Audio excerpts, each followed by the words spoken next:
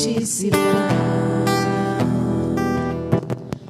da sua obra, vou cantar. Meu Salvador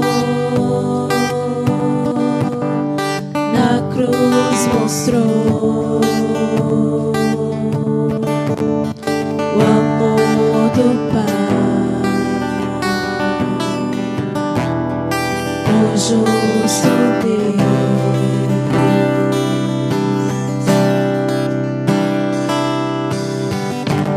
Pela cruz me chamou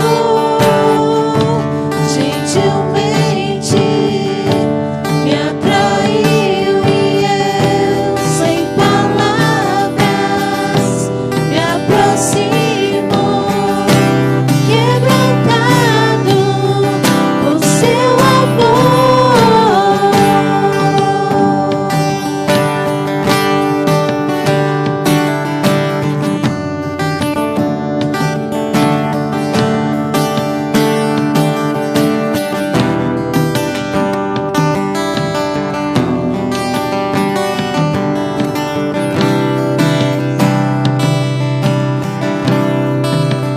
Merecida a vida, de graça recebi, por sua cruz, da morte me livrou. Trouxe minha vida,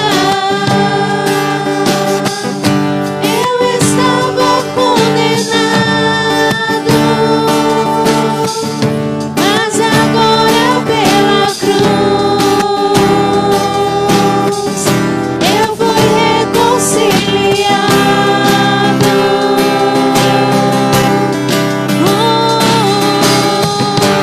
Pela cruz me chamou gentilmente, me atraiu e eu sem palavras me aproximo, quebrantado por seu amor. Pela cruz me chamou gentilmente, me atraiu e eu sem palavras me aproximo, quebrantado por seu amor. Impressionante é o seu amor.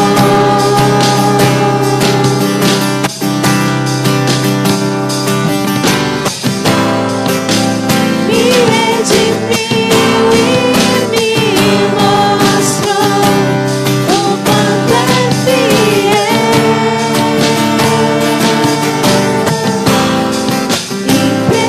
Impressionante é o seu amor.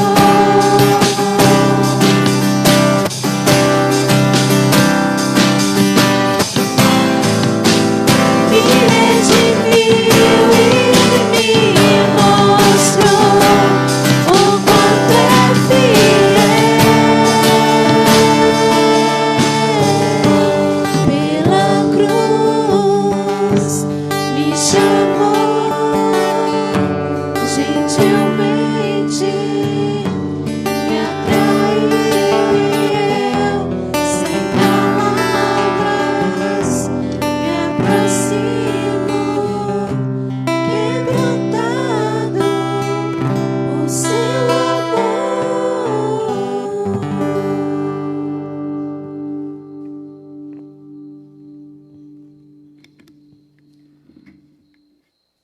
Senhor, nosso Pai, bendito seja o Senhor, Deus eterno, que nos chamou pela cruz, por meio do sacrifício perfeito e agradável, feito na cruz do Calvário para nos salvar. A Ti, ó Deus, nesta noite nós rendemos graças. Ao Pai, ao Filho e ao Espírito Santo, a Trindade augusta que nos salvou Nesta noite, ó Deus, quedados aos teus pés. Queremos, então, Deus, por meio desse exercício espiritual, Deus, nos aproximar do Senhor, por meio da tua palavra, dos cânticos aqui oferecidos, por meio também, Deus, de ouvir a voz do Senhor, que certamente o Senhor falará conosco nesta noite. Ó Deus, em nome de Jesus, nós queremos colocar diante do Senhor todos os atos que serão realizados aqui. As vidas que estão aqui nesta hora servindo ao Senhor. Ó Deus, os irmãos que estão em casa, que estão nos ouvindo, ó Pai, pela live. Ó Deus, também os amigos, ó Deus, tantas pessoas que têm sido alcançadas por meio desse mecanismo. Ó Deus, que não seja diferente nesta noite, que o Senhor nos aproxime mais e cada dia mais do Senhor por meio da Tua palavra, por meio de uma vida de piedade e por meio da obediência à Tua palavra. Nos conduza, ó Deus, nesses atos, para a glória do Teu santo e excelso nome, que nós oramos e Te agradecemos. Amém. Boa noite a todos, irmãos, graça e paz, aqueles que nos assistem via Facebook, na nossa live. Nós queremos desejar para você uma boa noite, dizer que é um prazer enorme estar aqui e também servir o Senhor com gratidão no coração, com aquilo que Ele tem proporcionado para nós nesses dias. Para isso, nós queremos, então, começar lendo a palavra do Senhor no Salmo de número 92. Quero convidar você em casa a abrir a sua Bíblia, ou você mesmo pode nos acompanhar. Caso você não tenha uma Bíblia, você pode ler também no seu smartphone. Mas caso você tenha, você possa abrir no Salmo 92, então, acompanhar a leitura que farei desse texto, de todo este Salmo. Salmo de número 92 nos diz assim: Salmo cântico para o dia de sábado. Bom é render graças ao Senhor e cantar louvores ao teu nome, ó Altíssimo. Anunciar de manhã a tua misericórdia e durante as noites a tua fidelidade, com instrumentos de 10 cordas, com saltério e com a solenidade da harpa. Pois me alegraste, Senhor, com os teus feitos, exultarei nas obras das tuas mãos. Quão grandes, Senhor, são as tuas obras, os teus pensamentos, que profundos. O inepto não compreende e o estulto não percebe isto. Ainda que os ímpios brotam como a erva e florescem todos os que praticam a iniquidade, nada obstante serão destruídos para sempre. Tu, porém, Senhor, és o Altíssimo eternamente. Eis que os teus inimigos, Senhor, eis que os teus inimigos perecerão. Serão dispersos todos os que praticam a iniquidade. Porém, tu exultas o meu poder como o boi selvagem. Derrama sobre mim o óleo fresco. Os meus olhos veem com alegria os inimigos que me espreitam, e os meus ouvidos se satisfazem em ouvir dos malfeitores que contra mim se levantam. O justo florescerá como a palmeira, crescerá como o cedro do Líbano. Plantados na casa do Senhor, florescerão nos átrios do nosso Deus. Na velhice darão ainda frutos cheios de seiva e de verdor, para anunciar que o Senhor é reto. Ele é a minha rocha e nele não há injustiça. Louvado seja o nome do Senhor, por ser a nossa rocha eterna. Nós vamos louvar o Senhor com o hino do nosso inário, número 318, Ceifeiros da Seara Santa. Você é nosso convidado em casa e aqui na igreja a cantar conosco esse belo hino. Cantemos.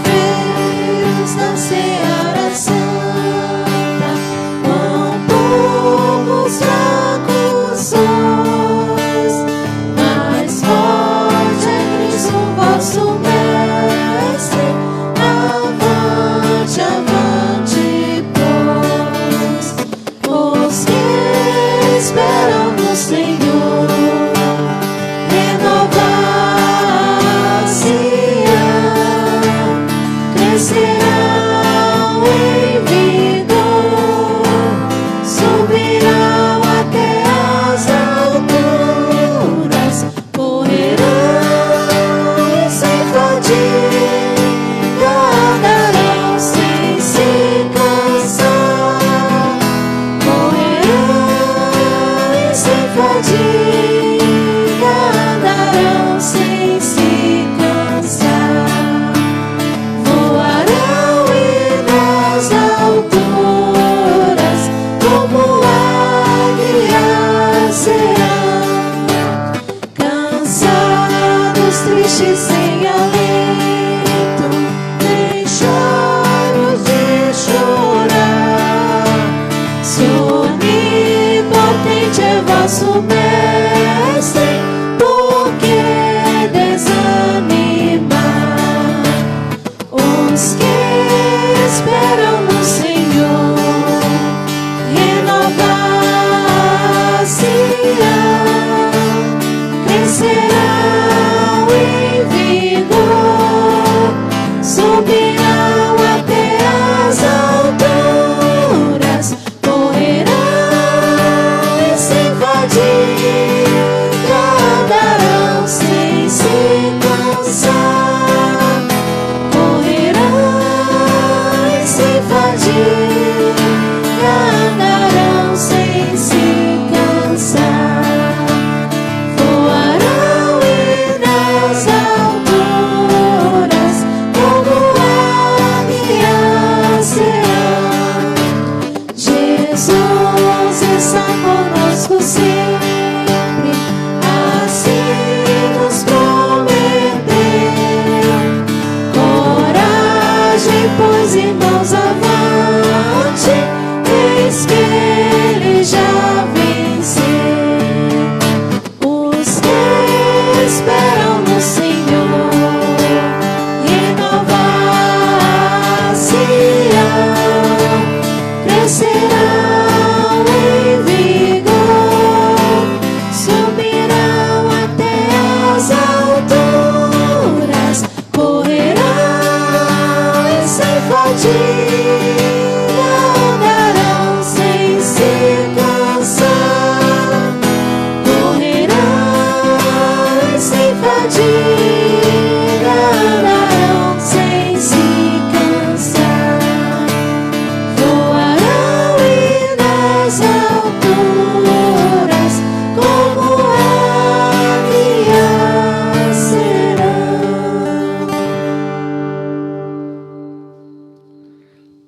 Amém, glória a Deus, porque o Senhor nos dá esse momento. Ainda queremos fazer leitura da palavra do Senhor. Desta feita eu quero convidar os irmãos a abrirem suas Bíblias e acompanhar a leitura que farei no Salmo de número 146. Momento em que, então, nós, nesse momento, nos preparamos para colocar as nossas vidas diante do Senhor, para agradecer ao Senhor pelas bênçãos e também expressar a nossa adoração ao Senhor, nosso Deus, por meio também de cânticos. O Salmo 146 nos diz assim: Aleluia! Louva, ó minha alma, ao Senhor. Louvarei ao Senhor durante a minha vida. Cantarei louvores ao meu Deus enquanto eu viver. Não confieis em príncipes, nem nos filhos dos homens, em quem não há salvação. Sai-lhes o espírito e eles tornam ao pó. Nesse mesmo dia perecem todos os seus desígnios. Bem-aventurado aquele que tem o Deus de Jacó por seu auxílio, cuja esperança está no Senhor, seu Deus, que fez os céus e a terra, o mar e tudo o que neles há, e mantém para sempre a sua fidelidade, que faz justiça aos oprimidos e dá pão aos que têm fome. O Senhor liberta os encarcerados. O Senhor abre os olhos aos cegos. O Senhor levanta os abatidos. O Senhor ama os justos. O Senhor guarda o peregrino, ampara o órfão e a viúva. Porém, transtorna o caminho dos ímpios. O Senhor reina para sempre.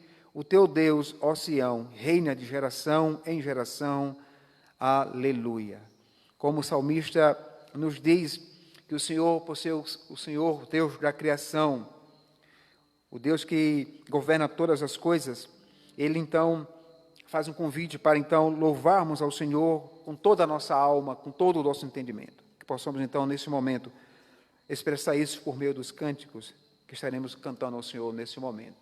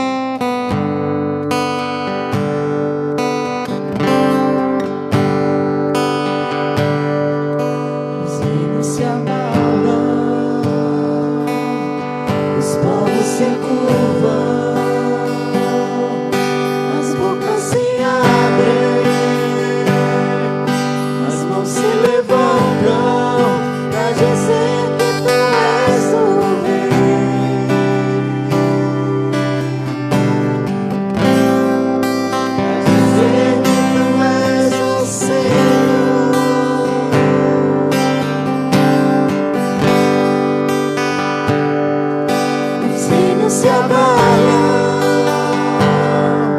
os povos se curvam, as bocas se abrem, as mãos se levantam pra dizer que tu és o Rei, pra dizer que tu és o Senhor. Teu reino é sempre eterno, firmado em misericórdia, justiça e igualdade, bondade e fidelidade. A tua igreja te adora, a tua igreja te adora. Teu reino é sempre eterno, firmado em misericórdia, justiça e igualdade, bondade e fidelidade. A tua igreja te adora, a tua igreja te adora.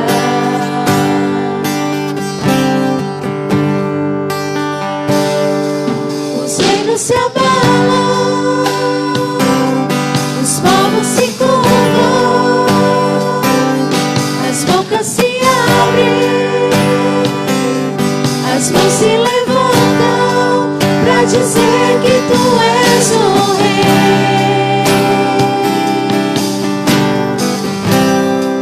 pra dizer que tu és o Senhor.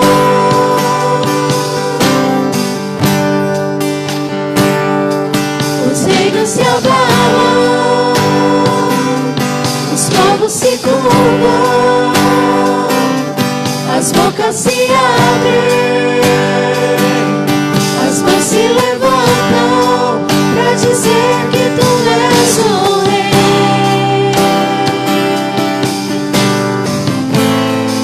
pra dizer que tu és o Senhor.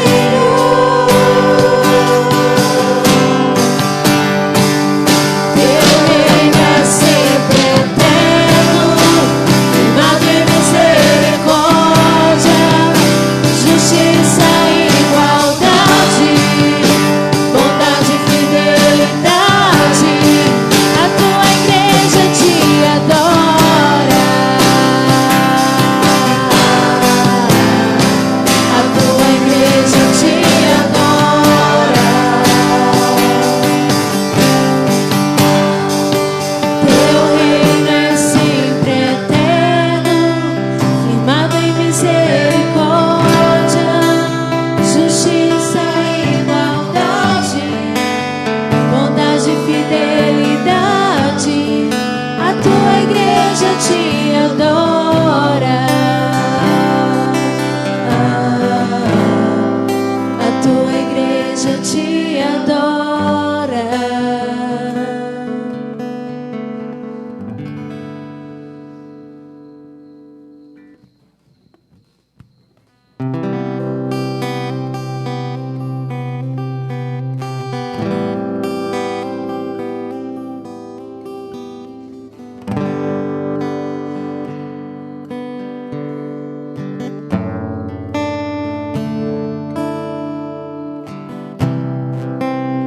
Me faltam palavras pra expressar o seu amor por mim, Senhor.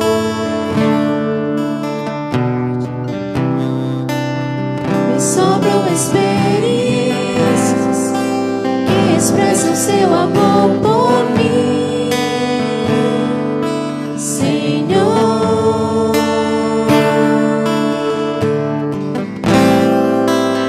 Levastes o meu fardo, me perdoando.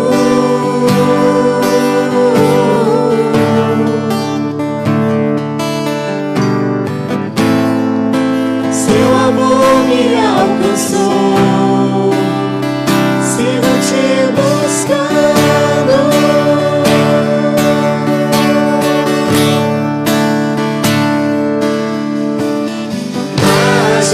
Majestoso,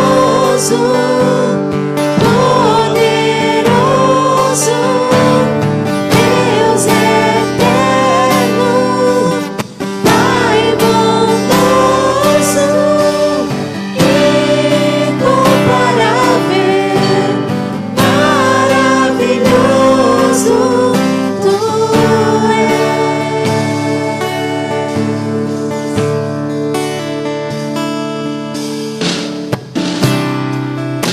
Pra onde eu irei,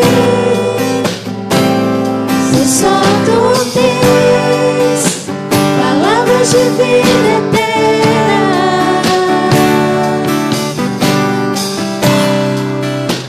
Tu sondas meu coração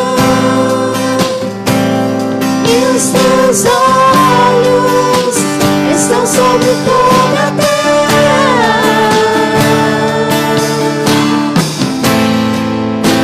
Levastes o meu fardo, me perdoando.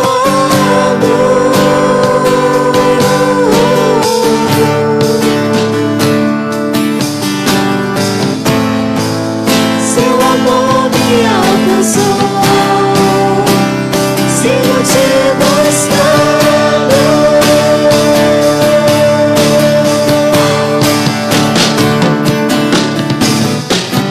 Majestoso, poderoso, Deus eterno, Pai bondoso, incomparável, maravilhoso, Tu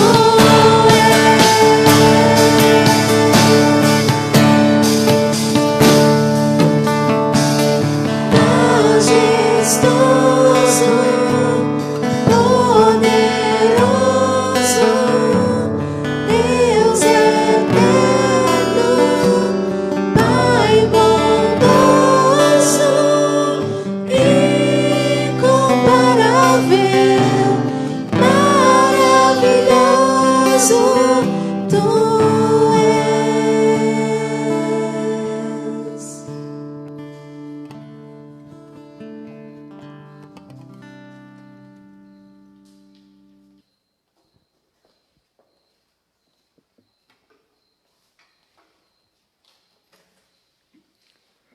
Quero convidar você que está em casa e também aqui, a abrir sua Bíblia no Evangelho de João,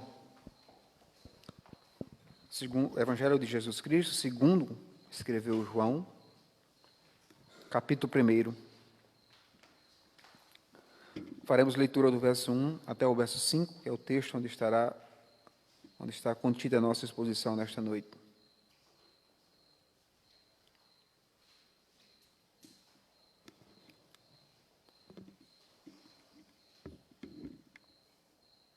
João, Evangelho, segundo João,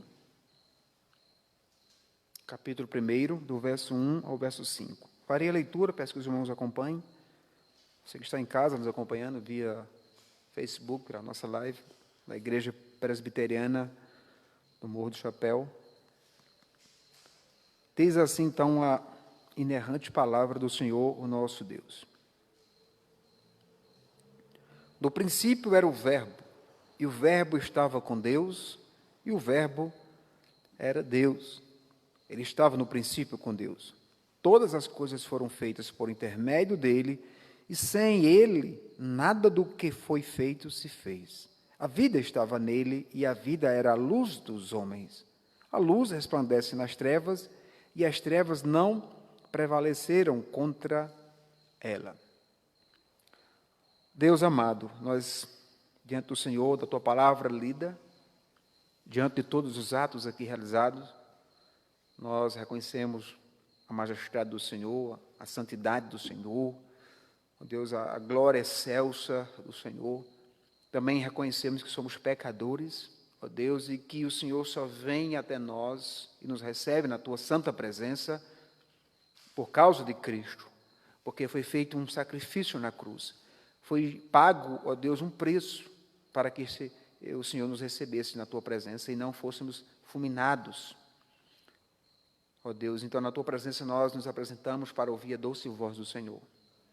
O Senhor receber os cânticos, as orações que foram entoadas aqui. Ó Deus, isso faz parte da igreja do Senhor. E nós louvamos o teu nome por fazer parte dessa igreja viva, ó Deus, que não está presa por causa de um decreto, ou tampouco porque não pode abrir as portas, porque a igreja somos nós, o teu povo, que rende graças ao Senhor, que adora, que reconhece o senhorio de Cristo, o poder e a majestade do Senhor, que sabemos para onde iremos, como cantemos hoje aqui, porque só tu tens as palavras da vida eterna. E os teus olhos estão por todas as partes, ó Deus. Hoje não será diferente, o Senhor está conosco. Pedimos que o Senhor nos abençoe. Lance luz nesse texto que já é inspirado pelo Senhor, que a palavra possa nos edificar, no nome de Jesus. Amém. Queridos, esse evangelho, na verdade, o autor, ele não diz quem é, certo? Ou seja, o autor, pelo texto, ele é um autor anônimo. Então, pastor, por que então a gente diz que é de João? Por que se atribui a João?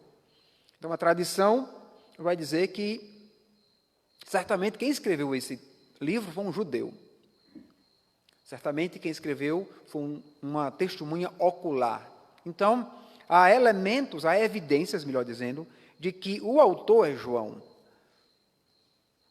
Não aparece em momento algum que eu escrevi esse evangelho. Então, por isso, ele está no anonimato. Mas a tradição, e também os pais da igreja, sempre sustentaram de que João escreveu esse evangelho. E também pelo o estilo literário de João, é bem parecido também com as suas epístolas, e também com o livro de Apocalipse. No entanto, esse livro ele foi escrito para um público diferente das cartas. As cartas foram para as igrejas da Ásia. O Evangelho de João, ele parece-nos então ser escrito para um público mais de formação de judeus, também parte de helênios, ou seja, de gregos. E então o estilo literário nos parece então ser um judeu. É possível que algumas pessoas vão dizer que João escreveu isso no ano 90, mas a boa parte dos reformados defende que seja aí em meio de 65 a, no máximo, 70.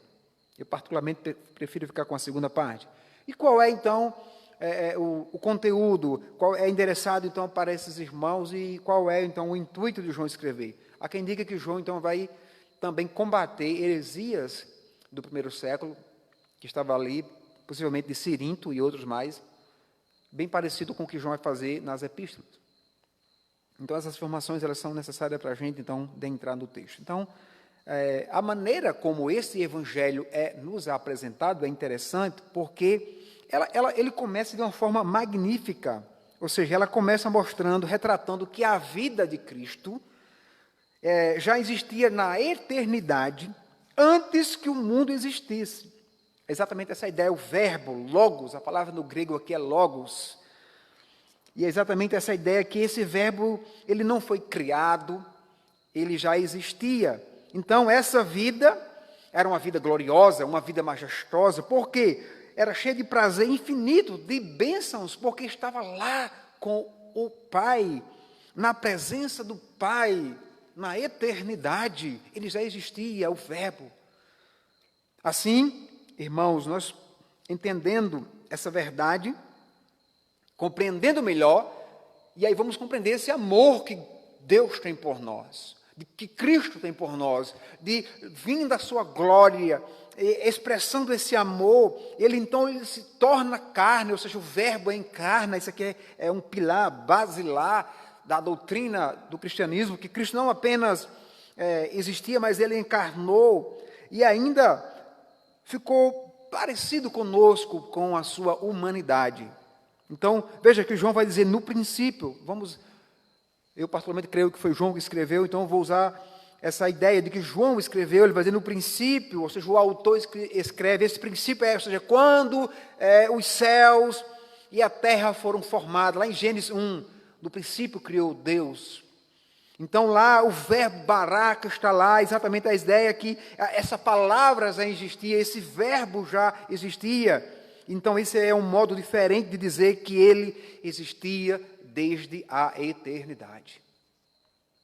Ele não era um ser criado, como algumas religiões vão dizer, que ele é um homem, que era um líder religioso, que foi criado por Deus, ou um anjo até mesmo, como algumas religiões afirmam. É exatamente isso que ele está dizendo. Ele era a palavra, ou seja, o Logos. Então João, ele denomina que o Filho de Deus, ou seja, a palavra, simplesmente porque primeiro essa palavra é eterna. Como ela é eterna? Em sabedoria e também em vontade de Deus. E segundo, porque essa imagem, ela expressa o próprio ser divino, no aspecto de Deus, como Deus não pode vir até nós de forma corpórea, então ele vem encarnado na pessoa de Jesus. E é exatamente essa ideia, então ele vai denominar-se como homem. Então essa linguagem que João usa aqui, para que então isso seja expressado nos pensamentos, também na ideia de que então tem um propósito. Então esse verbo encarnado, ele veio com um propósito. Então João vai dizer isso, que isso expressa da forma como no seu evangelho e também nas suas cartas, a palavra que vivia face a face com Deus. Entenda a palavra aqui como Logos, que vivia na eternidade. Agora esse Logos, ele vem até nós, ele vem em forma humana. Então é como se o próprio Cristo, o próprio Deus falasse conosco, porque ele veio, ele encarnou. Então o sentido é que a palavra existia na mais estreita comunhão possível que você possa imaginar. Ou seja, então aqui o Senhor Deus, ele nos dá um prazer de termos uma comunhão com Deus por meio da pessoa de Cristo. Termos comunhão com o Pai por meio de Cristo, porque ele se fez carne. Irmãos, isso é uma alegria profunda, porque o Logos existia, o Logos não foi criado. E também isso evidencia também na oração sacerdotal, onde o próprio Cristo vai dizer: e agora glorifica-me o Pai contigo mesmo, com a glória que eu tive junto de ti. Aonde? Na eternidade, quando ele estava lá, antes que o mundo existisse. O próprio Cristo, ele vai dar base aqui para que João expresse essa teologia aqui, que o verbo existia. Isso aqui é a oração sacerdotal que o Senhor Jesus faz. Portanto, irmãos, a encarnação, ela começa a aparecer mais claramente como uma obra de um amor incomparável que Deus tem pelo seu povo, uma infinita condescendência, ou seja, Deus, ele ama com propósito o seu povo. Contra qualquer tentativa de heresia no primeiro século, João escreve esse evangelho, dizendo que a verdade é essa, e ela deve ser clara, e ela está de forma plena na pessoa de Cristo. E aí João vai dizer que no princípio, ou seja, ele próprio estava lá com o Deus, face a face com Deus. Tenta imaginar isso aí, o verbo que existia, que não precisou ser criado, essa palavra divina, irmãos, que existe desde a eternidade como uma pessoa distinta. E aí nós podemos então compreender a Trindade. Essa divindade, ela gozava com a comunhão com o Pai e com a terceira pessoa da Trindade. E aí então a divindade plena de Cristo, ou seja, a sua eternidade, a existência pessoal de Cristo. Então Cristo não foi inventado, ele não foi uma criação de Deus, por mais que os hereges daquele contexto, no primeiro século, estavam dizendo isso na igreja, e João então vem estabelecer os padrões da fé da igreja.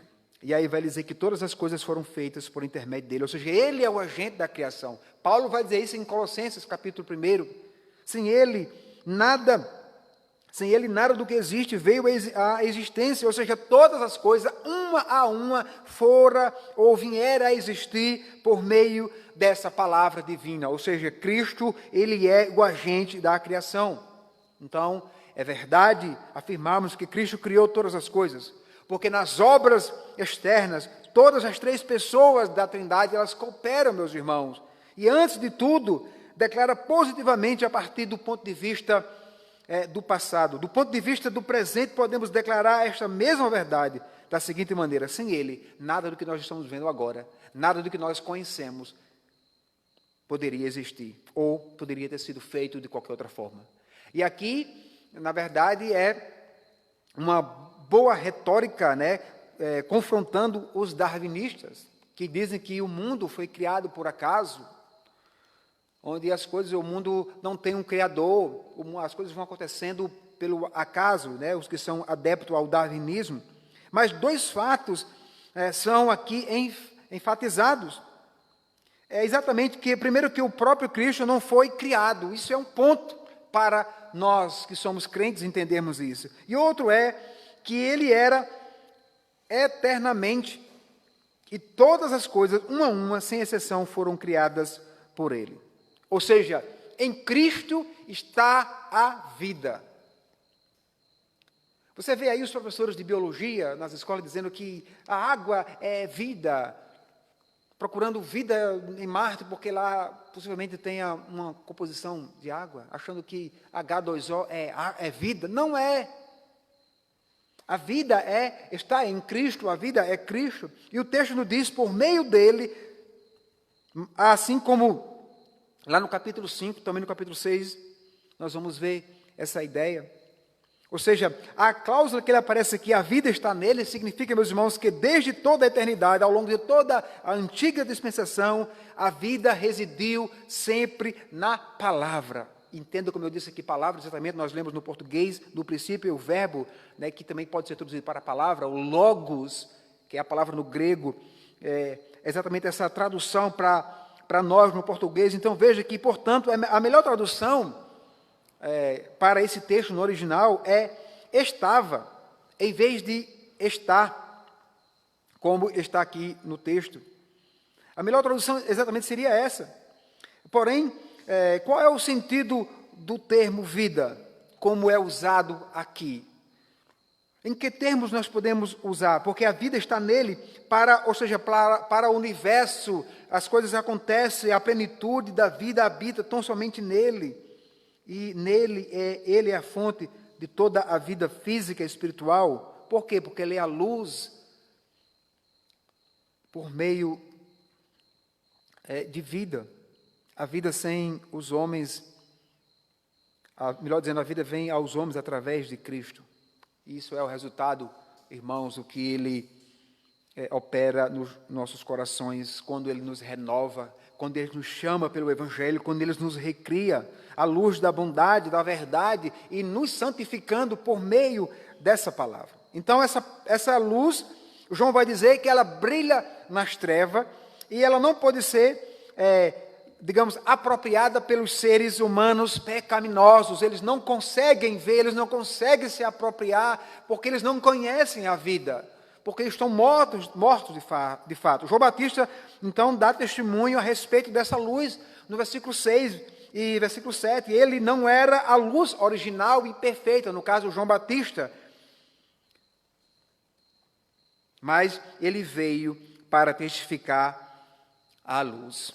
Exatamente essa ideia. Essa luz é agora identificada como aquele que é rejeitado pelo mundo.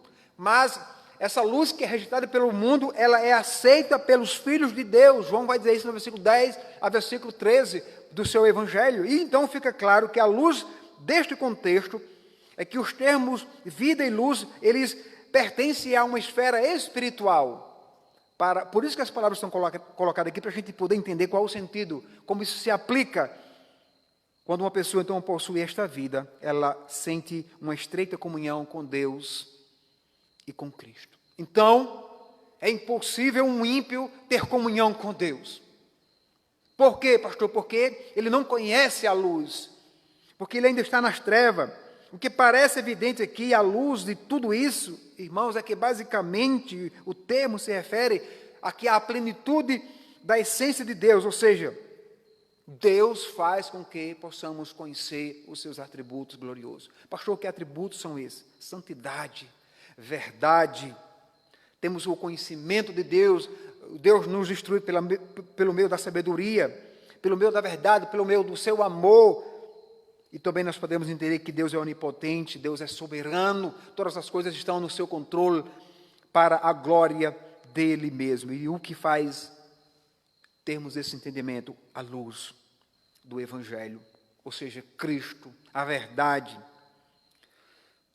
E é interessante que o texto vai dizer que essa vida divina, plena e abençoada, ela sempre esteve presente na palavra, ou seja, no Logos, desde a eternidade, durante toda a antiga dispensação. Nele estava a vida. Mas embora, irmãos, essa vida como tal seja completamente espiritual, sem ter nada nela que pertence à natureza física, ela é a causa, ou, digamos, ela é a fonte, ou é o princípio de tudo, ou de toda a vida, quer seja tanto física, tanto espiritual. Então, Cristo, ele é, de fato, a causa da existência do universo. O universo deve a sua existência a Ele. Veja que o texto vai dizer que todas as coisas foram feitas por intermédio dele, e sem ele nada do que existe se fez. Consequentemente, irmãos, isso nos leva a conhecer melhor também, para conhecermos melhor a humanidade. Isso é o que está explícito no texto. Mas muitas vezes nós lemos o texto, passamos os olhos pelo texto e nós não enxergamos essa verdade que está aqui. Por vezes ela não fica expressa para nós. E aqui no contexto presente, João, ele nos diz que a vida de Deus em Cristo, a qual todas as coisas e todos os homens devem a sua existência, ou seja, a criação, a preservação dela, é como o próprio Deus, ele é a fonte de iluminação, ou seja, todos os assuntos, tudo que está concernente ao mundo, tudo diz respeito ao Filho. E aí, irmãos, nós temos aqui algo interessante, o Evangelho, quando é aplicado, quando é entendido, ele traz um conceito para nós de quem é o Criador, de quem nos criou e quem nós somos diante dele. Então essa é a vida, é a luz dos homens. E quando essa manifestação aparece, ela é chamada de Evangelho, ela resplandece. Ou seja, irmãos, desde que a queda trouxe consequências para a raça humana, ela então continua nessa escuridão. E então o texto vai dizer que nós devemos então proclamar àqueles que estão nas trevas, ou seja, todos os seres humanos precisam ouvir a voz do Evangelho. Então certamente isso terá um sentido melhor para nós. Então ele vai dizer que a luz brilha nas trevas. Então, que treva é essa aqui que não seja espiritual, para entendermos isso? A luz ilumina cada homem. Note que aqui há uma mudança do imperfeito para o tempo presente, ou seja, a luz não estava somente brilhando durante a antiga dispensação, ela ainda está brilhando nos dias atuais. Como ela brilha nos dias atuais? Às vezes as pessoas querem ver essa luz algo de forma fenomenal, um sinal. Não, é aqui, quando ela é lida, compreendida e quando ela é vivida na prática. E além do mais, considerando que a palavra, que é na palavra que Cristo ele traz, ou seja, porque ele reside, e por intermédio de quem ela resplandece como luz para dissipar as trevas, como o sol nasce a cada manhã. É exatamente essa a ideia. Nós vemos isso lá no livro do Êxodo, quando o Cordeiro Pascual, como tipo desse Cristo, lá em Levítico também as suas ofertas apontando para o derramamento de sangue. Nós vemos também isso em toda a dispensação sendo apresentado. No entanto, nós vemos então que essa luz ela vem brilhar para os homens de forma ali plena, encarnada. Nesse contexto, João está dizendo, olha, vocês viram a luz. É interessante que essa luz ela não ficou tão somente nas profecias do Antigo Testamento, digamos na antiga dispensação. Ela continua resplandecendo por toda o Novo Testamento, revelando aos pecadores por meio de Cristo, revelando então esse Deus santo, majestoso, revelando os seus atributos gloriosos. Irmãos, e essa luz está brilhando nos dias atuais, no meio dessas trevas. E aqui trevas, entenda, um mundo, a criação caída em rebeldia contra Deus. Então, os seus atos mundanos, os seus atos pecaminosos denotam que esse povo, eles andam nas trevas, eles estão nas trevas. Somente a luz para dissipar essas trevas. Então, a resposta dada aqui, para que então a luz seja declarada, está no versículo seguinte, quando ele vai dizer: mas as trevas não se apropriaram dela. Por que ele vai dizer isso? Porque as trevas a que se refere o evangelista João é no sentido bem concreto, ou seja, ele se refere à humanidade, essa humanidade que está caída, coberta pela desgraça do pecado. Então veja, esse não é o único caso no Novo Testamento, meus irmãos, no qual um substantivo ganha um sentido aqui concreto. Para os outros exemplos, nós podemos ver como Paulo vai dizer em Romanos capítulo 11, quando ele fala acerca da eleição, com o sentido de remanescente eleito, lá em Romanos 3,30, a circuncisão significando aqui para a igreja do Novo Testamento, nesse caso que trevas é o sinônimo do mundo, o mundo jaz nas trevas, o mundo jaz no maligno. E é interessante ver que esse trocadilho que ele faz aqui, colocando trevas e luz, irmãos, mundo, é interessante ver que isso aqui eles são antagônicos, ou seja, são opostos a Cristo. Por quê? Porque Cristo é a luz. É interessante aqui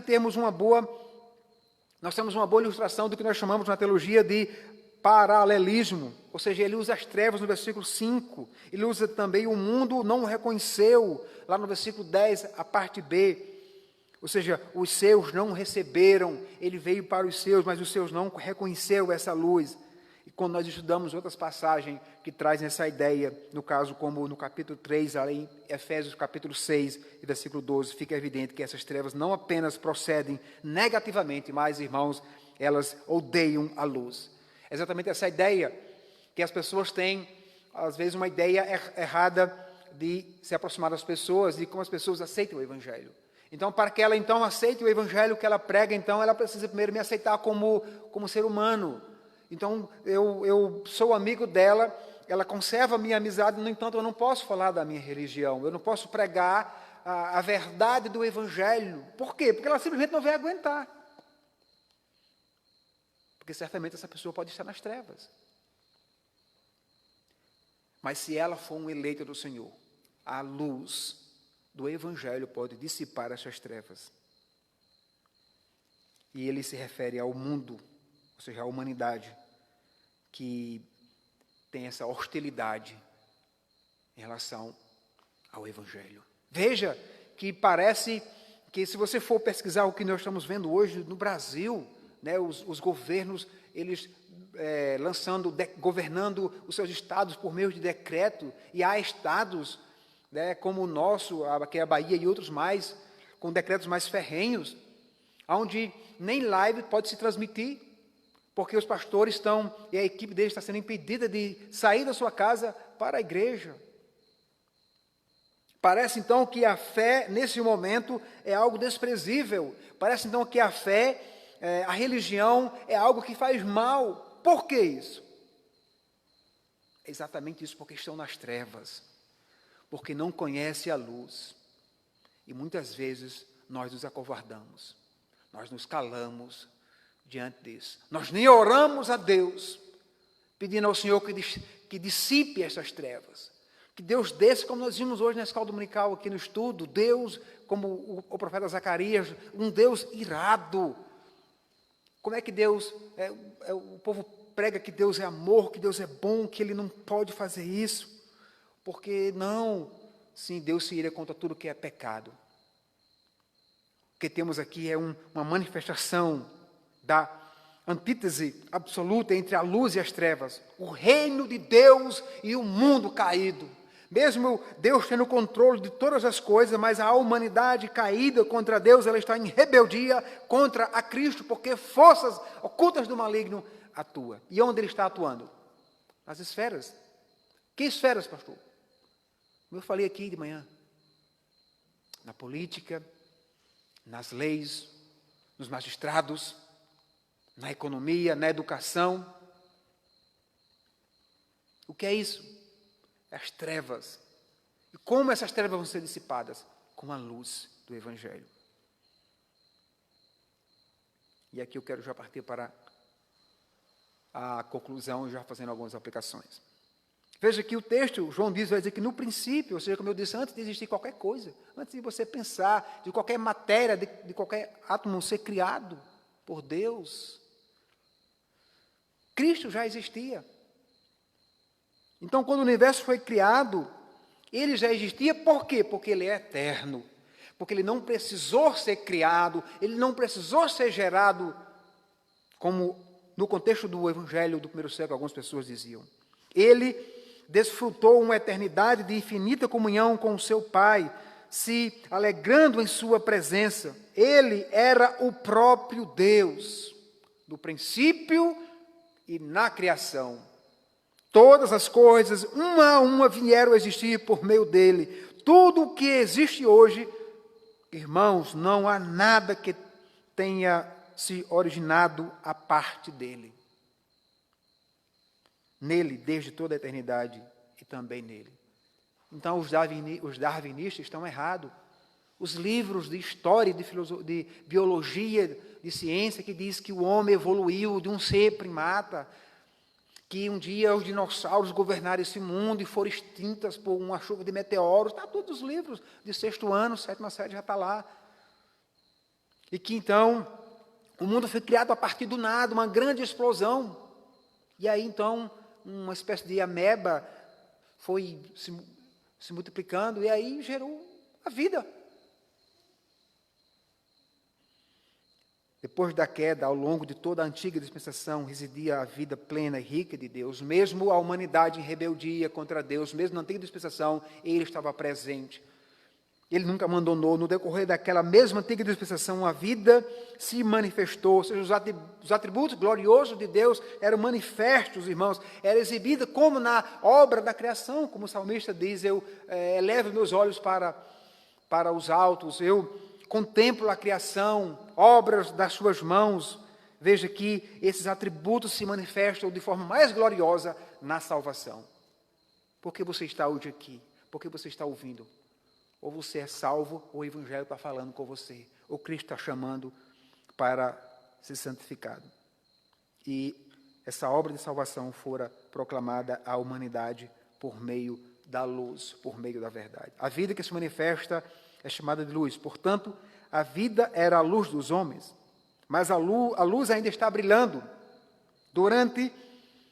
Brilhou na antiga dispensação, quando os tipos, como nós vimos ontem com o pastor René, falando que os tipos, pessoas como Moisés e reis e outros sacerdotes, apontavam para o antitipo, para aquele que era perfeito. Mas na nova aliança, digamos assim, ele resplandece.